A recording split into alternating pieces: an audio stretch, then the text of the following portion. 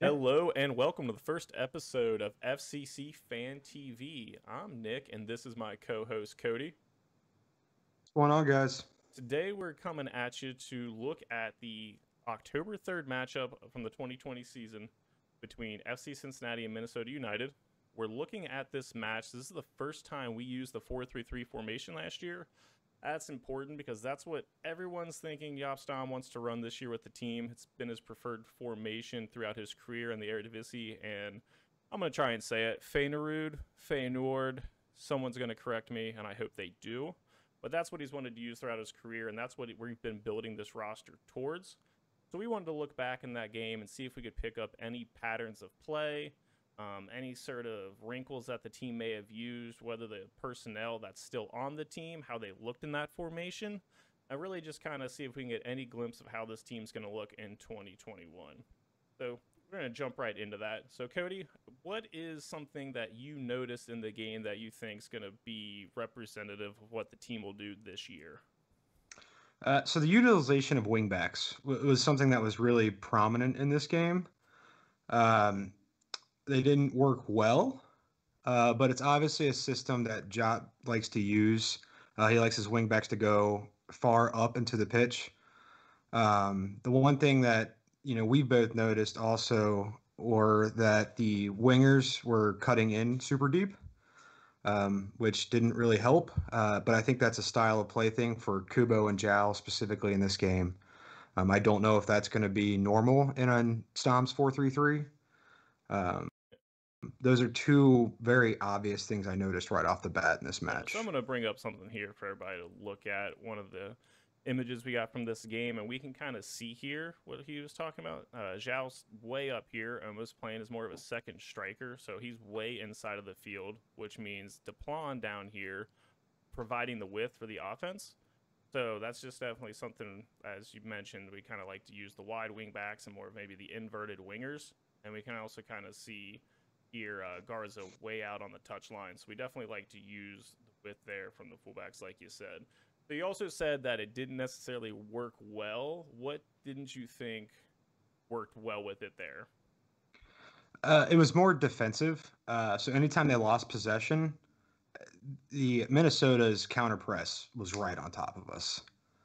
Um, they were pitch quick, and it's including this year so far. We did not have the center backs then, and as of now, don't have them this year to really help with that counter when your left and right back are deep downfield. Yeah, so we kind of got something else here to kind of represent that. You say getting countered.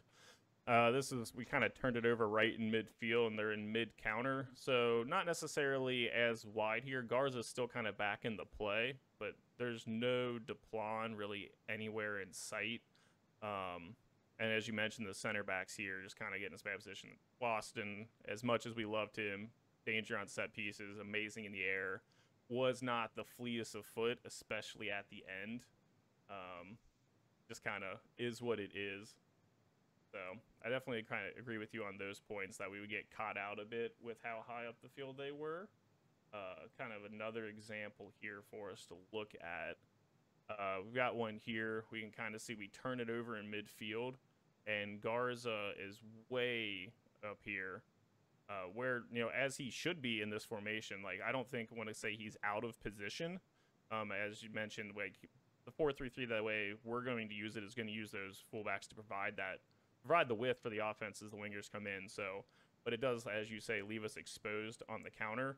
Because we kind of see here, Frankie's right here, so we still have some center backs back, but they're all clumped up here, and Minnesota United's about to turn this and just kind of run away down the other side of the field.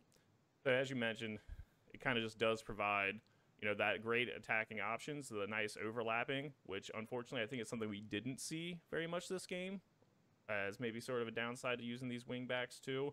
We never really got into those overloads where Garza or Deplan would make kind of a run off of Zhao or Kubo because they were so far inside, you never really had that opportunity to.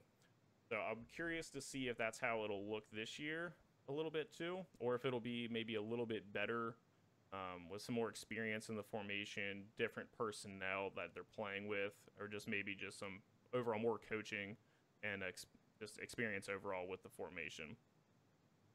So kind of going into that, I think one thing that we definitely noticed too was a lot of Harris kind of dropping back when we were in possession and being that third center back to allow those wing backs to kind of get up the field.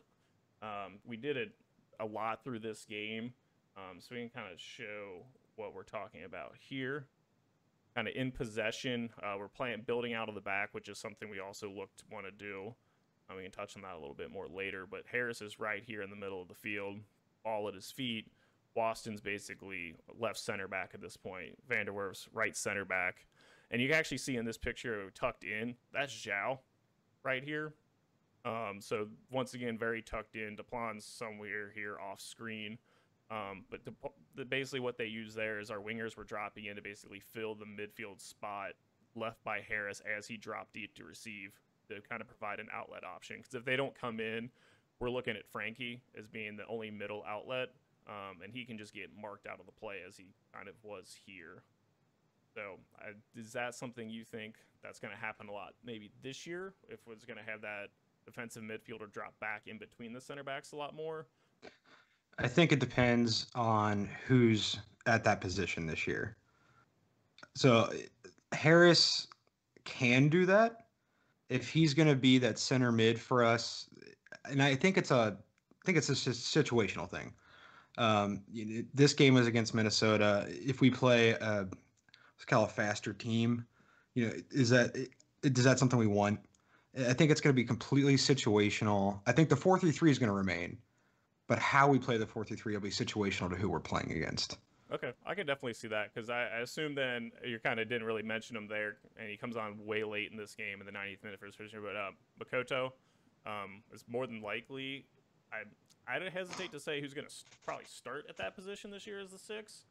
But I think with him in there, I think we'd look to probably at some point always kind of build out of the back like that. But I'd like to see more with the center backs being the ones to start that passing and trigger, instead of like Harris or Makoto dropping back in between. I think then that kind of led to some of the struggles that we saw in this game from an attacking set, because if your wingers are the ones coming in and your backs are the ones on the outside, like there's always just kind of holes you're filling because a different player had to come back and start the motion. As like, once again, Boston, great captain, great player, ball at his feet was never really a place you wanted to see it. Well, and something else specifically with this match was that because our midfield was playing so far back and our wingbacks were so far up, there was no one in the middle of the pitch. So you saw us trying to launch the ball basically over the midfield to our forwards several times throughout this match. I think in the first half I counted 6 or 7 times, where pretty much our midfield was non-existent because they were so far back. There's no one in the middle of the pitch except maybe Frankie, who you already said they can mark easily. And Frankie's not a huge presence. So it was literally just trying to launch up to Kubo, launch up to Lacadia, launch up to Zhao. It worked once or twice. I mean, Lacadia is a big guy, but it made playing from the back extremely ineffective in this match specifically, because there was no one in the midfield. So I guess on that point too, so we can kind of roll into this. One of the things I also kind of noticed is Cruz was kind of playing the number 10. I hesitate to say like he played the 10 because I can't recall him doing anything this game. I don't want to be negative here, but he was probably played out of position. He's never been a 10 in his career, and I don't think he's an 8. Yeah, so he just kind of, to me, always looked a little bit lost in this game of where he should be. I agree to the sense that I don't remember. I distinctly don't remember Cruz in this game, but I don't know if that's a bad or a good thing, because he doesn't stick out of my head for doing anything wrong, but I also don't remember him facilitating anything as well. He was just kind of on the pitch. Yeah. So he kind of always floated up and was more closer to Lacadia than he was back near Frankie as sort of that outlet option. And I wonder if that's just where he was told to play, where he thought he was supposed to play, and just didn't know when he was supposed to maybe sort of drop in and receive that pass. there could be a lot of things that kind of go into that. We're probably never going to know the full picture of like, was he told to basically play second striker? Did he just not make those runs in and kind of flash and receive? I think, as the whole season went on, we saw like no one dropped in and flashed and received and made those moves in the midfield very rarely for anything there. Well, that's why we had 11 goals all season. That is true. Let's not talk about that negative of a part here today, man. That just hurts too much. No, I know. I mean, I hope for better things, but I mean, So, and then it's hard to talk about a good offense when it just wasn't yeah, existent. speaking of which, then I'm going to go to the image we have here of one of the turnovers where we start getting countered. It kind of turned into Ricadia played a pass here to Cruz, who ended up just getting bodied right off the ball and was not even able to make the turn, and led to another counterattack. So we kind of looked at this one when we saw the Plan way up the field here. Kubo was over here, Garza up high and wide again, and actually Lacadia dropped in more often to try to take the ball off of Cruz, and just kind of, this is where our offensive formation really looks like here. Kubo always likes to kind of make the runs in behind when he's tucked in, and honestly, I kind of liked where this was going before this was turned over, because we've got Garza out wide, Kubo rotates in as Lacadia drops in, and Deplan's very high up the field, and Giles, as we kind of watched it develop a little bit, he's kind of right off screen here. So this is actually a nice pattern that it looks like they were trying to set up, because really the space here is great. So when Lacadia, he kind of received this and played it back, and it just kind of wiggled away from Cruz, but if he's able to control that, he flips it out to Garza, and there's all kinds of space for him to run into. So it was kind of nice to see that there was possibly sort of the wrinkles they kind of had down of what they were attempting to do, and it just didn't come off. It gives me a little more hope that with kind of an actual preseason and reps with the players who are going to be in those positions, that's kind of something we can actually pull off during the season. Well, and I'll be curious this year, assuming Lacadia is still on the team by the time the season starts, to see how he does out on the wing and not as our But striker. honestly, we got to see that a little bit this game. Nor the end once we started trailing. We ended up down 2-0, and once Vasquez came on, he was playing that center striker role, and Lacadia kind of shifted out wide and had like kind of a license to roam. And we kind of see it a little bit later in the season. I think it was even against the next game against the Union, but when him lining up on the left wing for kind of the rest of the year and even the rest of this game, he looks dangerous out there. I really like the way he looks on the wing. He showed because he has the ability to take guys on the dribble, which no one else on this team really does besides Zhao, which is Say Jao would be. And then, but I would say where he is slightly better is that his end product at least was usually a shot on goal or a kind of a ball that maybe didn't come off, but he actually did something. Zhao was He just had very unfortunate yeah. circumstances Honestly, last even season. watching this game, I did not remember how many shots he put on target. I want to think it was 4 or 5 that forced these 3 saves, and one was, I think, right over the crossbar. Kind of have one here where this is later in the game. Cuts in.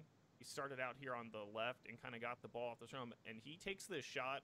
I think this one, I can't remember if it goes right over the crossbar or the keeper makes a save to his right, but I think a little bit at the end there was him getting a little unlucky, and then the ball just not finding the net once or twice. And I think I'm really hoping what going into this year is that he puts the ball in early like he did last year in that first game against the Red Bulls. And I think if he gets one, they're going to come in bunches, and I think it's just going to give him confidence.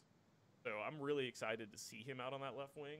Even seeing at the little end of this game, this was the first time I kind of really saw him out on the wing. Didn't really know he had that in him, but he's kind of definitely played the more inverted style there too, because he loves cutting in onto his right foot and basically inverse Arjen Robben here, down in left shoot, and it works 100% of the time, and you don't know how.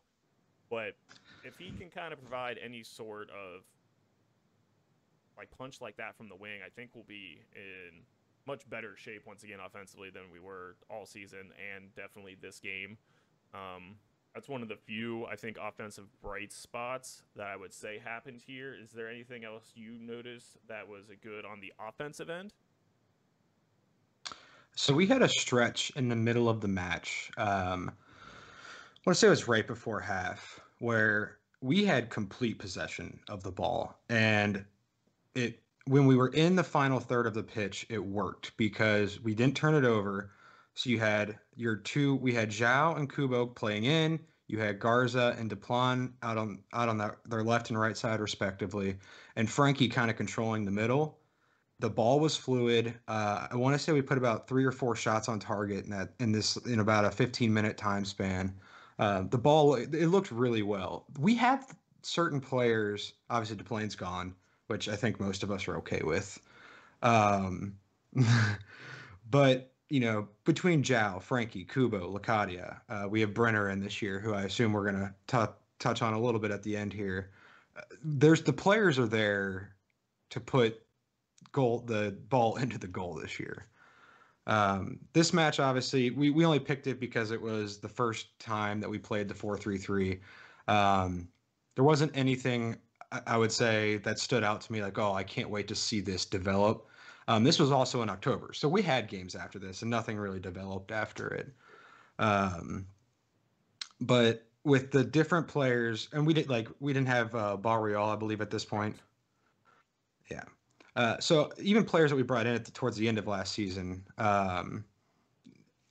we should see more. We should see better results coming out of this 4-3-3 that Stom likes to play. Yeah, I would say like one thing was just kind of a full season, not just this game. Like Zhao gets the ball in the right wing and drives with pace and physicality past a couple of guys a couple times in the game. And unfortunately, as was the theme all season, as unfortunately we're reliving right now watching this, we're doing this to ourselves, so you don't have to, people. That's why we're watching this game. He gets down there, beats his man, and there's nowhere for him to go with the ball. And then when there is, No. he didn't really have the quality to deliver it any farther than maybe a 10-foot pass. Like his crossing wasn't really effective. I don't even remember a cross that he put in this game, even rewatching. But I mean, that's not necessarily always a negative. Like you'd like him to be able to put the cross in, but still having someone on the field with that ability to drive, you just would hope that knowing he has that ability, our team can read and react to when he does make those moves, and they can kind of follow that up with the runs he needs to make that final pass. So I don't always put it on him for not making that final delivery when there's nowhere to put it to, and you're just kind of stuck in the corner.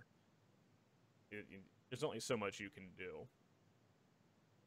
I think one thing we can't forget either is that Minnesota was a good team last season. Yes, won Western Conference Finals against.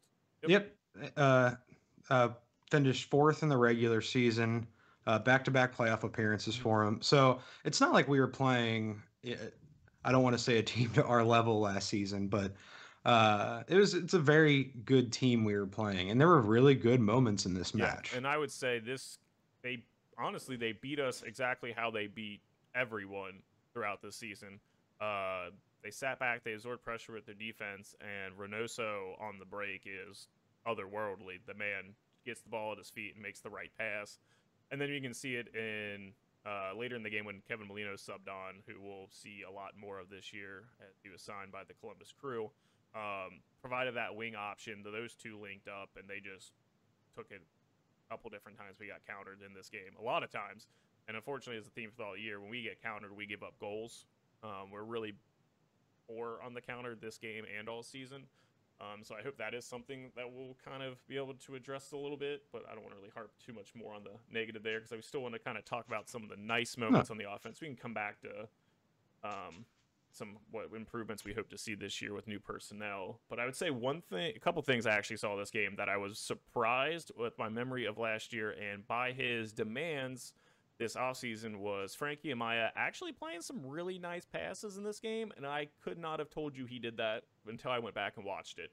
I personally, seeing that athletic article about Frankie wanting to get traded, and who knows when that came out, if that was before the new signings, and whether he's gotten back in line, whether he's talked to the front office, I doubt we'll know with the timing of all this. I believe when the news broke, it was at least before Brenner was announced. Okay, but I thought it was at the same window where Brenner was at least heavily rumored, or at least, which then I'm curious. This is more a dynamics thing. If you're like, what the team knows about what they're trying to go after, because so Correct. like what's gonna get leaked, not even leaked, but like how involved are Because they gonna Acosta was rumored around the same Mhm. time. Obviously, didn't get announced for about 3 more weeks after Brenner officially. Um, but you agree. What do the Yeah. players know? So just kind of going back into this image I got here is one of the passes he actually played that I would was probably the best one I saw all game. Frankie's here and he plays this ball past 1, 2, 3 defenders all the way here. I believe that's Lacadia. We have the high definition here. But takes three, honestly, if you want to count this, 4 defenders out of the play with one pass, and it was just really nice. And I honestly, one thing we always kind of think about this year, like, oh, he wanted to be part of the attacking talent, and frankly, he didn't showcase it enough last year. And we can say whether that's because he thought he was the 10 and he probably more suited for an 8 role at this point in his career. Not saying he might not ever turn into that 10, but right now I would think he should be aiming to be the 8 in our system, and I think he'd get plenty of playing time at that, kind of fighting with Cruz. But like passes like this is what he's going to need to string together to kind of make that role his own. And I think this game showed me that he probably has a little bit more of that in him than I was willing to, well, maybe not willing, but to remember or just kind of give him credit for. Because when that article came out, I was just like, man, you played the number 6 and you can't hit a pass to save your life. What are you complaining about? And I kind of going to backtrack on that hot take a little bit and say he has more to offer than I think we gave him credit for, but needs to show it more consistently to be the sort of player that demanded things like that. And I think something else we have to remember, and this is with any professional athlete, is I believe he's 20 years old. Yes. So, he's a kid. He came into MLS. We've had 2 horrible seasons. Obviously, this last season with COVID, it was horrible for everyone. So unique circumstances in season 2, season 1, bad season. And he's 20 years old. How stressed would we be at 20 years old with essentially what is a horrible job for him right now because of all the losing? I think if we come out, we win some matches. I bet the attitude flips right away. And I would say one other thing though is that he also wonder if he got a little bit of a reality check again this year. I don't wonder how much this is he wants to be involved in the U.S. men's national team picture. Invited up twice to the U23 camp. Didn't make it the one time because he tested positive for COVID. I don't know if that was actually he tested positive or was contact tracing. I think it was a positive test overall. And then was not brought into camp for the current qualifiers going down in Guadalajara, but was also not kept on that roster. Either just wasn't in the picture or they didn't think he could fill a role. There were some other good players left out that, like Eric Williamson for the Timbers, but they thought they were okay in the midfield without him. And frankly, that midfield has not looked good down to those qualifiers. So I don't know whether that says more about those players or whether that they didn't think Frankie was an improvement. So I still think he has a lot to prove in that aspect. But we can kind of see, I'm going to bring up another one here of just another, like we said, good pass that Frankie plays here. It's kind of the simple one, but he threads this ball right past for a run. I believe it's Vasquez here at this point. Yeah, it's because Lacadia is back. But plays a really nice ball into Vasquez. It's a little heavy, and Vasquez doesn't really read it coming off. So I put this one not developing more actually onto Vasquez through the play of the game here. But Frankie got this ball on the turn, turned, looked, and hit it once. Fender, he read which way he was facing, played it where he couldn't turn onto it in time, and put Vasquez in on space. But Vasquez wasn't just aware of that pass. So just kind of another good piece of play here. Nice, simple, like keeps his head up, looks where he wants to go, and just plays a really nice ball in. So as much as I've been a little negative on him here, I think he has the potential to really impact this team, both sides of the ball. Because I think one thing we can agree on is that Frankie's defense in the midfield was fantastic throughout the season. Even in this game, he runs everywhere. He puts in maybe not the cleanest of tackles, but he goes in for the ball, not afraid to pick up the yellow. Which for someone that's also his size is he fights really hard through all these challenges. So it's kind of he's got that in between right now to where we need to see more of those kind of nice passes he hit this game. And I'm really hopeful that he frankly, we need him to develop, especially for the contract he's on, to keep that kind of style of play up. Well, and go from year 1 to year 2, there was a step up. So you're assuming he keeps progressing. And as long as he keeps progressing down the step that he's going to, we have a very good midfielder. If he plateaus, okay, we could have some issues. But as long as he's progressing how he has been, we're fine with him. I agree with that. I think he's definitely still MLS starter quality on this team, and we shouldn't. There's no reason for us to move him unless things get out of hand, or if Alan Cruz turns into 2018 Alan Cruz and starts putting in 6 goals out of the midfield again for a nice team. But we can talk about that a little bit later. So I kind of want to bring up here just to kind of see that's what we thought of the game. I'm going to pull up some results that from Who Scored just to kind of see what they thought of the match facts and kind of see how it meshed with what we thought. See if they saw something we didn't.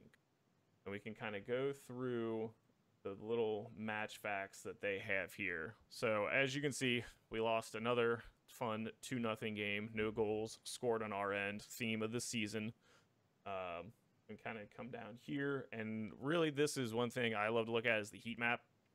And Cody, so when you look at this heat map, what does this say to you about how this game was played? Couldn't get the ball out of the backfield. Yep. So I want to take a guess. I know, from looking at this, that we definitely had more possession this game, and watching the game, it definitely seemed like that. But yeah, this is the issue. This is the Waston to Harris to Vanderwerf passing line, and frankly, nowhere else except this fun red spot. And any guesses on who created that one? Up that far, I'd probably say DePlane. Right, watching this match. Yep. DePlane, I apologize. You got it there. Yeah, so he definitely created a lot of that forward movement up there. Let's see how much of that. And Jaap, they're basically the same green spot on the map there. So I think that's a little interesting that they were both that high. I think that is probably one of the things that led to the issues with us getting countered a little bit this game with how high they were. So we can I want to talk about that a little bit here.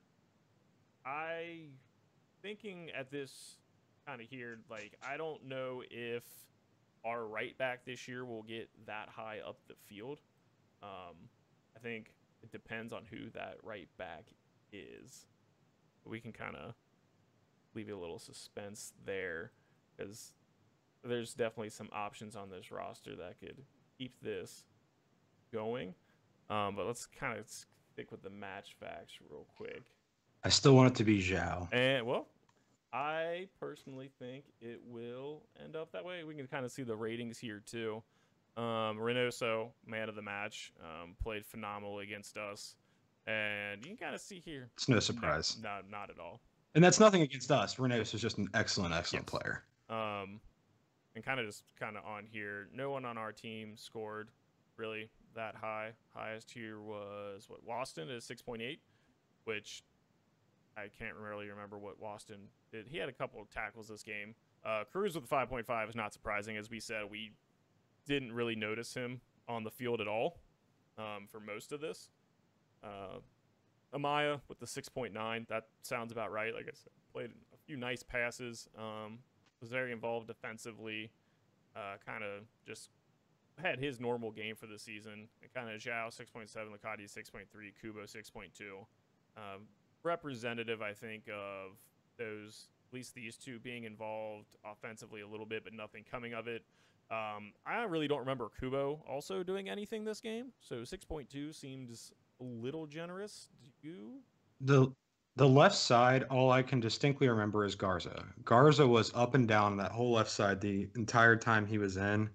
And one thing I will compliment Garza for, especially in this match, was he never went into the final third of the pitch unless we had possession in the final third, which let him get back quicker.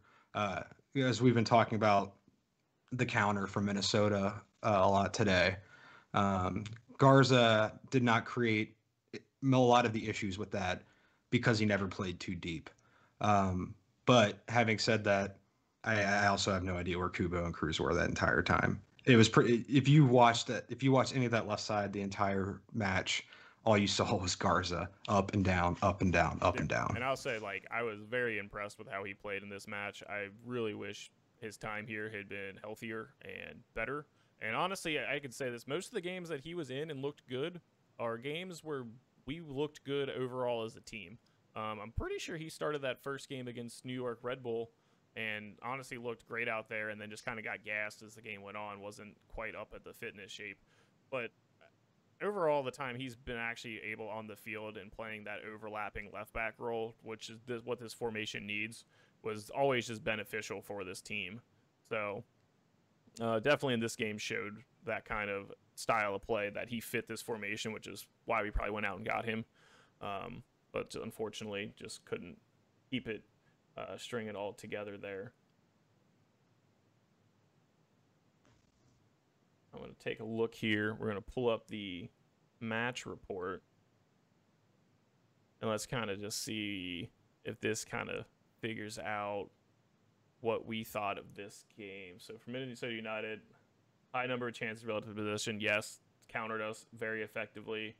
Stole the ball often. Yes, we are poor in possession when we do have a lot of it, and we give it away way too easy. Effective at creating goal-scoring opportunities for counterattacks.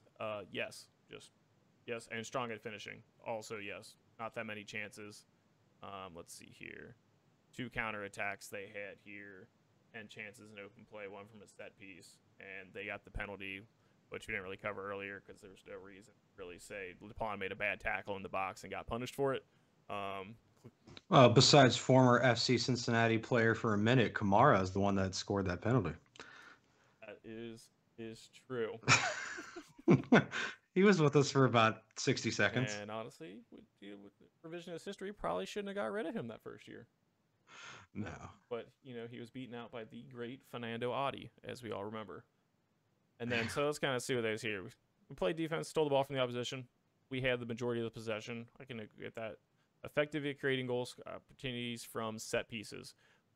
Yes, Harris, as we saw all year, plays a fantastic ball with that left foot in. And a lot of times our only offense from this season / this game were on set pieces where we were able to get Waston and Vanderwerf up, and Harris tried to play the ball into them, which I guess is a really good dimension that we have with this team. But it just never really was as effective unless we want to talk about the Olympico scored by Harris later in the season, which he just finally decided, I'm going to put this one in myself. Got real luck. And we can see here, we're poor at finishing, we're aggressive, caught offside often. That's another thing we kind of struggle with. Players always seemed out of position, which I wonder if it was just this new formation for the first time or just poor play overall by those players.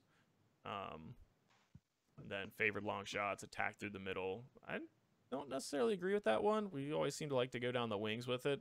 And then dominate possession. I believe, I'm going to see what I can find the number here. I would say if we could pull up how many completed passes Harris had, just kind of favoring that attack through the middle. I believe, he had to have at least 60 or 70 completed passes this match. Now, were any of them ones to remember? No. But playing out of the middle, he's the one that distributed a lot out to the wings. I don't know if you can get that pulled up or not. Trying to figure out here. These are just sort of the places which is what we brought him on to do. That's what he did at Philadelphia as well. Yeah. So I think he definitely did his job to the best of his ability.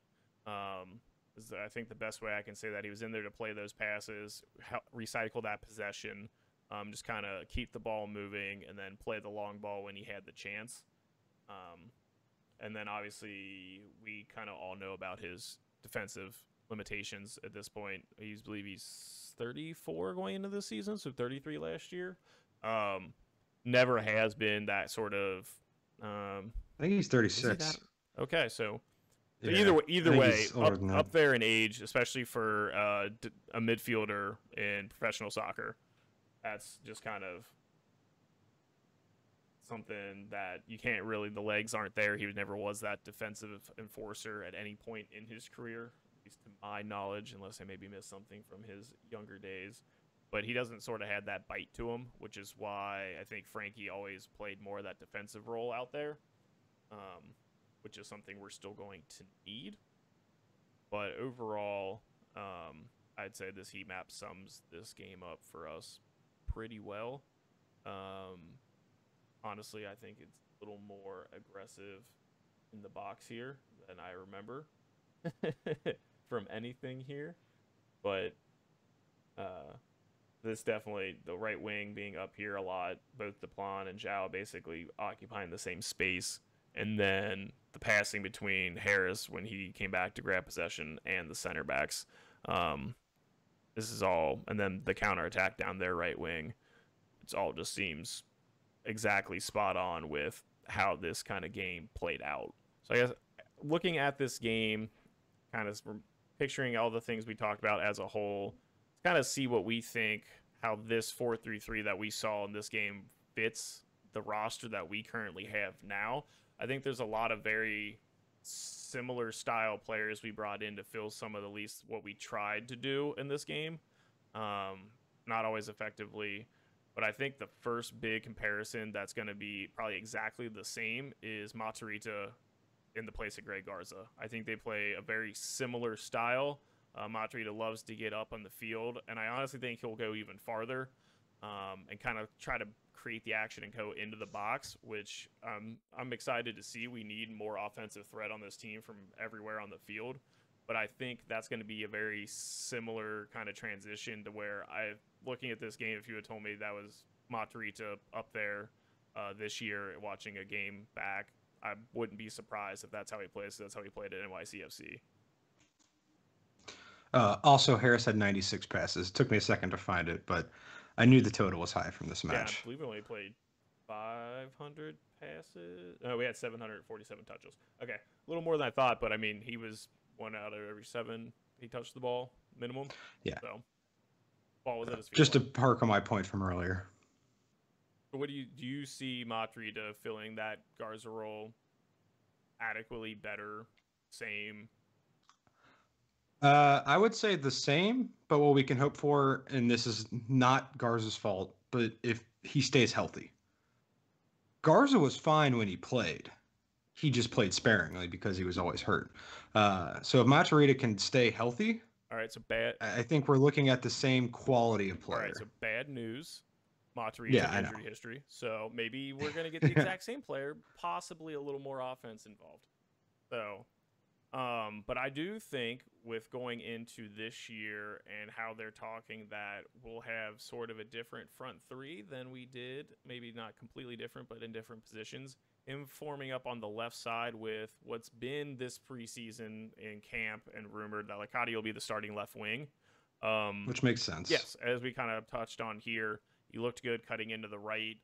Loved kind of being in that space. I think Lacadia would benefit from being on that wing with Matarrita.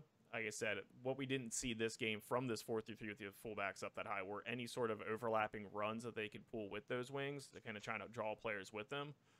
I think putting someone who actually is dangerous with the ball at his feet and then add an overlap around him would just kind of create another dimension for that offense going towards goal that we didn't see here with Kubo tucked so far inside. I don't think we will see that again as much this year. I think the fullbacks will still go high and wide, but I really expect our wingers to actually provide more width than they did in the 4-3-3 we used in this game. Yeah. Who do you think, who starts at right wing for us? At least, let's say opening match. I would think it'd be best if Barrial was the right wing from what I saw the later games this year. I think he just provides more overall. He's got that willingness to kind of go at people and dribble. I think that's something, as we saw this game, we lack any sort of real shot creation ability just from like sort of a 1v1. He looked confident with the ball at his feet, played nice passes, and he tracked back pretty well too from what I remember. And then that was when he was still getting acclimated to the league and just kind of the fitness level. He'd need to kind of go a full 90 in the MLS. But I think Barrial would be personally for me, the nailed on starter at right wing going into the year. What about for you? I don't disagree with that. I also think if not him, it's obviously Kubo. But I also think Kubo is the second, is depth chart wise, would be second on either wing. I could, Do you agree with I that? think so. And honestly, I wouldn't be surprised, depending on how this season went, if Kubo actually filled in the middle sometimes for Acosta. So if we can kind of touch on that a little bit here. That obviously Lucho Acosta knocked on starter number 10, Alan Cruz. You're not in that role anymore, and probably better off for it. You go back to fighting for that 8 position, but yeah, I see Kubo as depth. But that's his natural spot. Exactly. So That's when we saw him put 6 goals in a few years ago. yes. But kind of back to Kubo, I do see him as kind of that depth option all across the 2 wings positions and kind of that center midfield. We saw him play there a lot last year, kind of filling in at that 10 as a substitute. He always likes to drop in no matter where he played on the field. So he'd always drop in. So I think he's probably kind of just going to, as you said, be the kind of deputy at each of those positions. Not necessarily a bad thing. We're going to need depth this year. There's No, obviously games where players are going to miss. Who knows how long Locadia is going to be here for? But for me, Barrial will be playing that right wing, and I do not expect him to kind of do much of the random roaming as Joao, but it still has that freedom to move. So kind of one thing I don't think we want to see here about how our wings like to tuck in, but he would be in at the center circle a lot, and I just think that kind of disrupted the flow some of our attacks to where like you could easily, there was so much space behind him if that was on the defensive end. And Barrial liked to drop in too, but usually it was to receive the ball, not to just kind of go trying to find the game. It was more just when he saw the opportunity to receive. So I don't necessarily see us, the wingers, as far inside this season as they possibly were in this game. Now, I could be wrong on that. That could be exactly how Jaap Stam wants this to function, sees this functioning. I think we'd be better off defensively from these counters if that wasn't true. It'd be easier for the fullbacks to get back and actually cover a defense. And speaking of fullbacks, we know Matrita is going to be on the left anytime he's healthy. Who do you think is going to be the right back to start this season for FC Cincinnati? Joao. I kind of have to agree at this point because honestly, I don't know Yeah. what the other options are. I mean, Sadadou Salam did not impress me last year. Looked very shaky every time he was in. Honestly, Zico Bailey, to me, outplayed him the few times he was in. I really liked the way Zico played when he had chances last year. So wouldn't be necessarily disappointed if Zico got a lot of time. But it'll be rotating. I don't think anyone, especially in this first, let's say even the first half of the season, is going to solidify a spot on that right side. I would love to see what the preseason battle looks like in camp for that position. I know there's some rumors of us bringing in a couple signings. Nothing's really materialized there yet. So I also think Joao would be the right back. I think he's got the pace to kind of play that sort of. We don't really necessarily run wing backs in the back with a back 4, but kind of that attacking fullback on that side. One thing I'd look forward to this year, though, is that not necessarily depending on what happens, when they decide they're going to go high, how high they went. I think that, as we saw in this Minnesota game, they both went Deplan, I would say, went too high when he shouldn't. I think they should. I honestly couldn't tell you what position Deplan was playing if I didn't know. Yes, I agree with that. So I don't mind them being wide, but wide and high when we turn it over just doesn't work out on the other side of the field. I'd expect a little more kind of being discipline this year, especially from those backs, which is where kind of I'm a little worried with Joao right back. I think he's got the pace to kind of recover much better. 10,000 times better probably than Deplan. Deplan, I don't think he could sprint. Not to be too mean, but it never caught me as fleet of foot.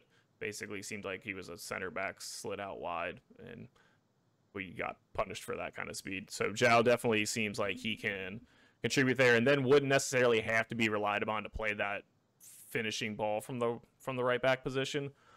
He could kind of play little 1-2s out on the right wing with Barrial, kind of get that overlapping run to where put him in space too, and just kind of ask questions of the defense on both sides. Would once again provide a fantastic dimension for us offensively. And I think what they're betting on, it seems like they're betting on, without making too many more signings here defensively to start the season, that better possession, better attacking play, more goals is just going to equal a better defense, because they won't be under pressure as much, not having to strive for perfection every time they're out there. Well, and I don't think our backs are going to have to play as far up as they had to this past season, because on paper, our front three is good. Yep. And then I think if you have Locadia, Brenner, and Barrial, the players can each have the ball at their feet and make magic happen. So I don't feel like we need to bring as much up from the back. We can, but I don't feel like it's as necessary as it was last year, where we almost needed to bring, Waston was half of our offense off of set pieces, just trying to get something going. Mm-hmm. I don't feel like, hopefully, I don't feel like we'll need that this year. I agree. And then, as you mentioned there, Brenner, I think we all assume is going to be the target man, number 9 to start the year. I don't think that's why I didn't think. Yeah, he's just going to be. I think though it's worth talking about that. I think he'll play the position much differently than Locadia did. I don't imagine Brenner's going to be dropping as deep to receive the ball as he was. His highlights kind of show he's a poacher. You get him in the ball in the 6-yard box, and he's going to poke it into the goal. He finds a way. He also likes to see he plays the little 1-2s in the box. So I think Acosta, and we can kind of roll into there. Lucho is hopefully going to provide that spark that we need to put all these goals in. Because we want 2018 Lucho. That's what we're hoping for, is 2018 Lucho. You squint hard enough and shrink Brenner and widen him a little bit. Looks just like Wayne Rooney. Perfect. Exactly. So squint, kind of put your hands up, do a little squish, kind of there. But the 2018 DC United duo, I'll take it. So kind of we can kind of talk about how we think this pair is going to work this year much better than a Cruz Locadia pairing worked at all. One, Lucho with the ball at his feet can do things that no one else on this roster can, and not many people in Major League Soccer. Just can run circles around, which has been something we're missing. Yes. It's something we haven't had in MLS. I would say something we haven't had, especially in the middle of the field. Like we said, Jaap can take someone on the run. Locadia has that ability, but they're both out wide or up top. And Lucho in the middle of the field can kind of receive that ball, turn, make a man, just shake him, and then kind of start the play on his own. So I'll be curious to see where he lines up, because I mentioned this game, Cruz sort of played really high up the field and was kind of a second striker, and that's where Acosta's actually been his best. So I'm still a little nervous of how the possession is going to build in the center of the pitch. Now, whether that could be our fullbacks come in with the ball, our center backs kind of initiate it, and that way we can actually have two outlets in, I would say, the other two starting midfielders here, probably Frankie at the 8, and Makoto at the 6, where Makoto is not having to go back to start all the time, that trigger of possession. So we have more options in the middle of the field, so Acosta can stay closer to Brenner, that 1-2, where he was most dangerous, as you said, in 2018 for DC United. I think it's going to rely on getting him the ball through one of the other midfielders. What would you think about that? So are you saying this is where you want to see Frankie kind of step up? Yes, in a way. I think Frankie needs to have that pass to be able to start the offense a little bit more. As I'm imagining, we get the ball here out of the back. Whoever, I would say Teton's still starter at this point. It's assuming, unless Cropper looks fantastic in camp, but I just think that's a replacement quality backup or quality starter if you need him. But Teton sees the ball, rolls it out to, well, we can kind of go here, center back pairing. Your guess is you might have a better guess than me at this point. Personally, I was a big Hagelin fan down the stretch. I think he provided a lot to the team. Honestly, he had enough. He's young enough, and he had enough pace. It's the hair. And now the hair is on point. He It's the is hair. got the captain's armband, I believe, in the couple of the friendlies that weren't televised. I I believe believe he so. got the captain's armband. So to me, that kind of looks like he's probably going to get the nod at one of the center back spots. At that point, I do not hate giving him a no, shot. and honestly, I think he showed it last year. Danger on set pieces, kind of like we had with Waston. Very good in the air. Wasn't terrible with the ball at his feet, but he also showed a willingness to take that ball and kind of drive it a little bit, like with possession, which is what we're going to kind of need this year, I think, a little bit more, so we don't have to sort of have that stagnant drop a midfielder back. Our wings have to crash back in. Our fullbacks are the width then, and then if we turn it over, we're hit on the counter. I think Hagelin would be a fine choice. I think pairing him with probably Vanderwerf to start. I think Jaap Stam likes Vanderwerf. I think that's why he was brought in. They had familiarity with him. Gerard seems to want that's the kind of player he wanted to go out and target. And I think as long as he's healthy, he'll probably be in there because I think he provides the best passing ability of any center back on the roster with his feet. I think Pedersen's okay, who I don't dislike either. I'm not thrilled by our options. It's all just fine. Yeah. Like, it's fine. Like I said, I'd really like another. It's not a strength of this team. But I don't necessarily think it's a weakness. I think it's just, as you said, this is fine, but not really with the fire behind me yet. I'm not the little dog on fire. Like, this is fine. No. Not this is blowing up around me, and yeah, I'm okay with it. We're gonna have good games with them, and we're gonna have bad games. I don't know. I would say they're gonna be consistently average. Yep, and honestly, I will take that. At this point, yeah, sure, I'm not going to try to be. We've already got the 2 wooden spoons. At this point, I'm going to be optimistic about anything I can on this roster. Yeah, no, absolutely. So any combination of those 3, what have you, I think they're all going to kind of play a very similar style. So, and to me, 2 out of those 3 of those isn't going to be. I think Hagelin and Vanderwerf would be the better pair to start with. Pedersen's fine. But I think Pedersen does, whichever one's not in, the other one does better. So if Hagelin's in and is the main man defending, Pedersen can play with his feet. I think Vanderwerf's better with his feet. If Pedersen's with Vanderwerf, I think Hagelin's better in the air and better defensively as a partner. So I think he's just kind of a little worse of either option. But at that point, we're just kind of nitpicking. Sure. But then I think as we go up in front of them, we're saying we got to start the possession out of there, and we don't want, in this case, I'm saying Makoto's the starter this year.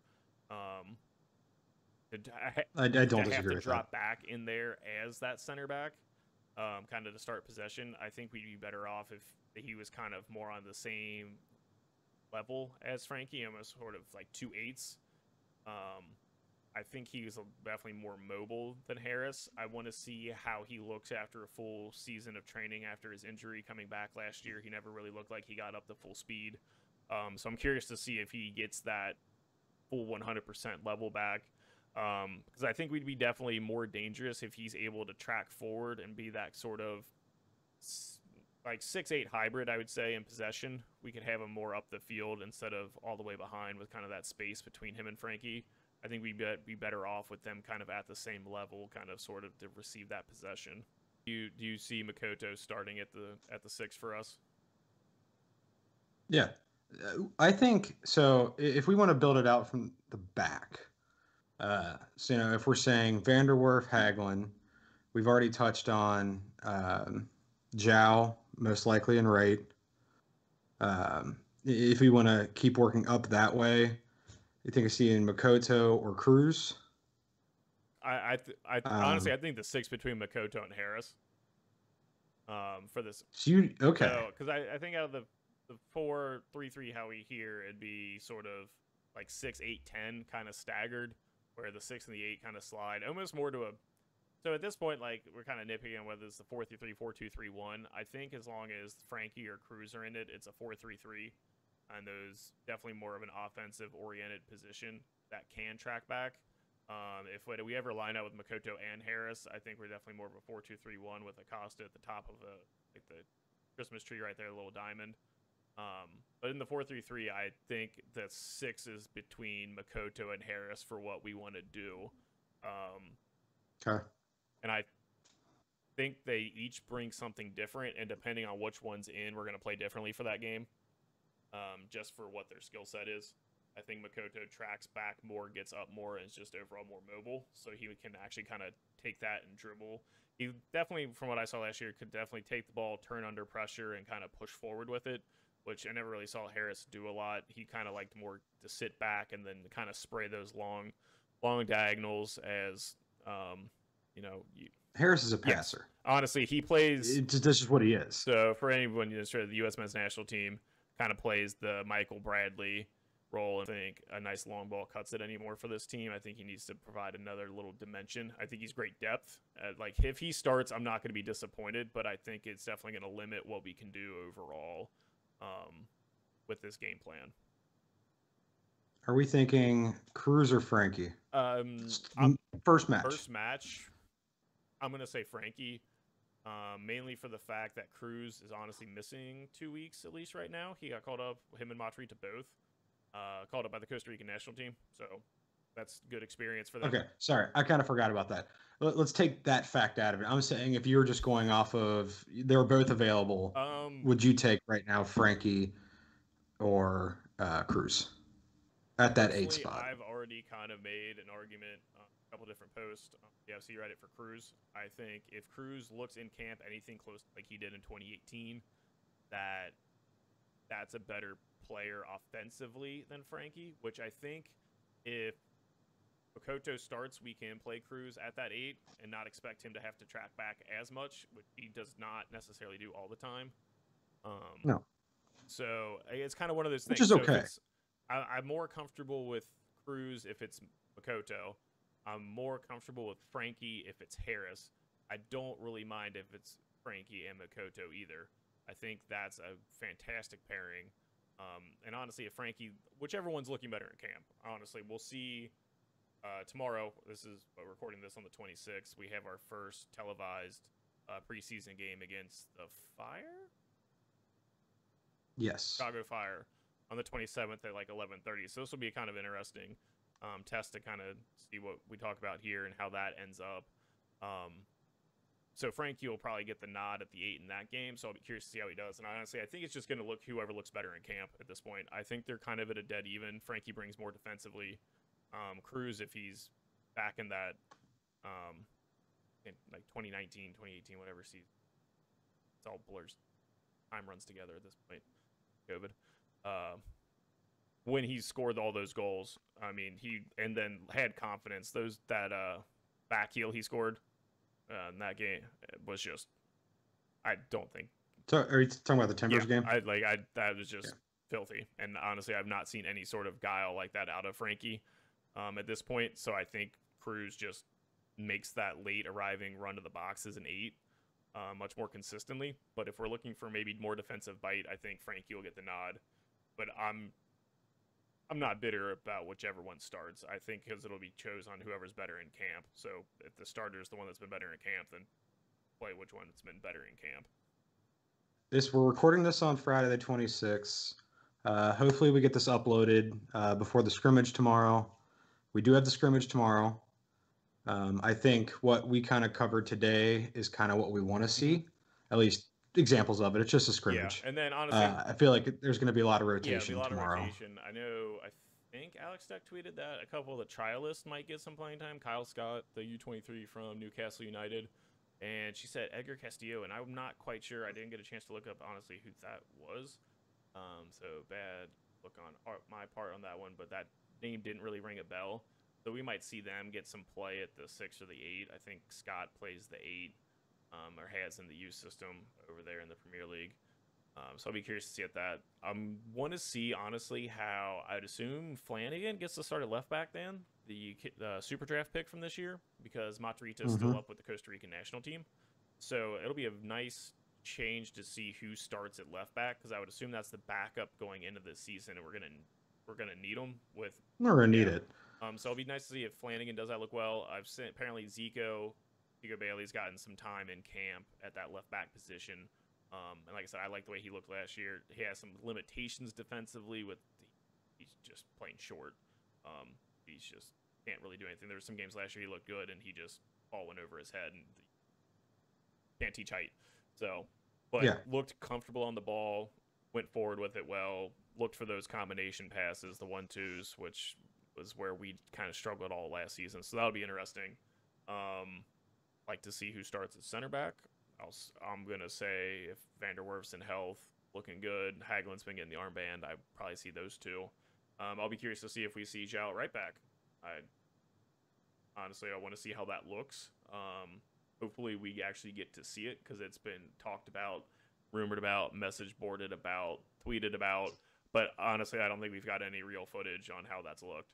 So I'll be curious to see if that's where they play them, or if we're kind of still keeping that as an experiment under wraps, and see maybe if Zico starts at right back. So either way, I'm excited to see who starts there because we're going to need to figure out the backup at left back and the starter and depth at right back. So those are all very good competitions. I'm willing to see how they develop.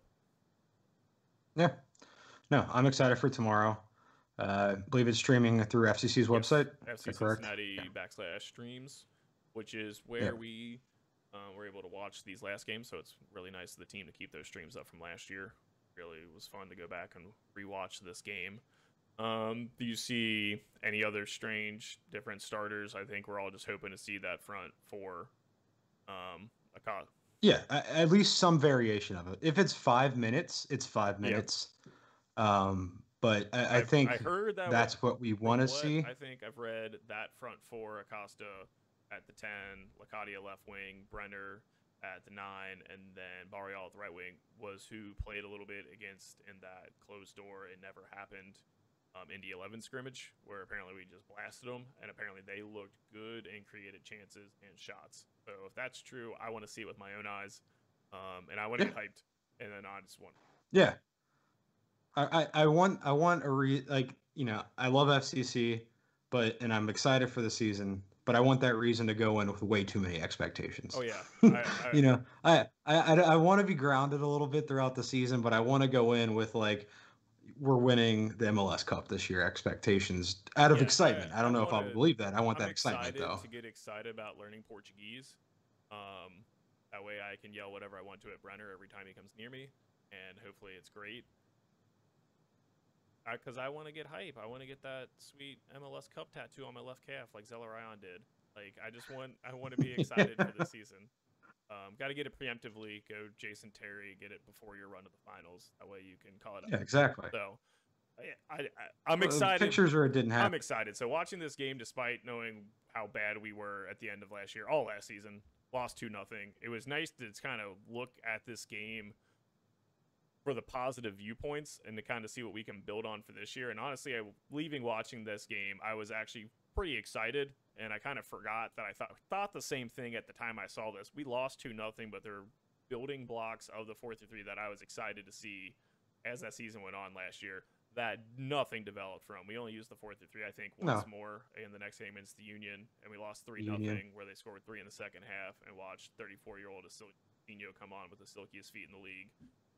Still don't get how that man does what he does, but we didn't really get to see that formation the rest of the year due to injuries, depth. We started Makoto and Harris next to each other the whole time. We played more of that 2-3-1 with Frankie at that 10, which I think is where he got a lot of his derision, because he didn't do anything playing the 10. So, which is, I think, this year I'd like to see him at the 8 and do well. So, but yeah, overall, more optimistic for this year with the new signings. Watching how we actually did play, the personnel that played in that game that are back, I think actually did well, especially when they're used in the right spot. So I think we've got definitely a lot more promise for a very talented offense. Defense still TBD. Hopefully not most goals conceded in MLS history or season. But overall, definitely excited for what we have going here. So, Cody, any final thoughts you have before we call it a night? No, I'm excited. Yep. So we'll go ahead and call it a night. Thank you, everyone, for tuning into this first episode. We're going to try to bring you a post-game recap for the scrimmage tomorrow against Chicago Fire, kind of a little quicker dive than we did today, and then potentially a deeper dive of it once we're able to kind of reanalyze the game, kind of give it a more just like, boy, I'm excited to finally watch FC on camera, a little more in depth. So look for that. It's kind of later this week, next weekend. And Cody, thanks for joining me tonight. Have a good rest of your evening. Yep. Thanks, guys. Have a good Bye, one. everybody.